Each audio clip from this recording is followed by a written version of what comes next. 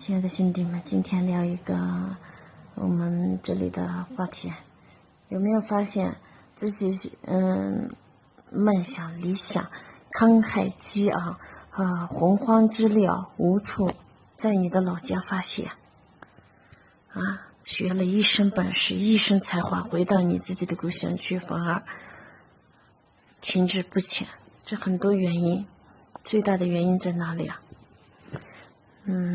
是本地的这种权贵思维，知道吧？以前是土司阶级呗，主顾的时候土司阶级，然后贵族是贵族，农奴是农奴的这种思维到现在还在这些人的脑子里。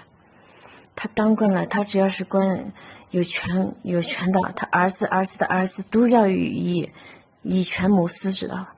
这种思维底下，就会形成本地所有的各行各业被他们垄断。你稍微要介入一下你可能做过化妆品服装行业，可能什么餐饮行业什么其他行业全部行业来削你一笔，知道吧？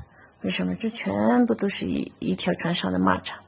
所以有些人才回到故乡，回到这个本地要发展的话第一步他先要拉拢你，让你为他所用，知道？反正大家都是为了赚钱，何不为他所用？这种，但是很多人才自己要当老板，他没打算在自己的上头还弄一个上司，知道吧？当老板就是为自己说了算，知道吧？不是别人为他说了算，不然凭啥要赚钱，知道吧？所以你有这种想法的人，一旦不跟他们合作，会发生什么？人家就会各种打压你，所有的各个环节都要打压你，知道吗？然后连个毛的手续都拿不上，小小的一个证都拿不上，知道吧？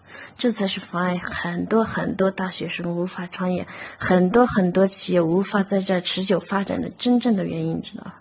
所以我们怎么破局？要想破局就要改变他们的这种贵族土司贵族之思维，知道吧？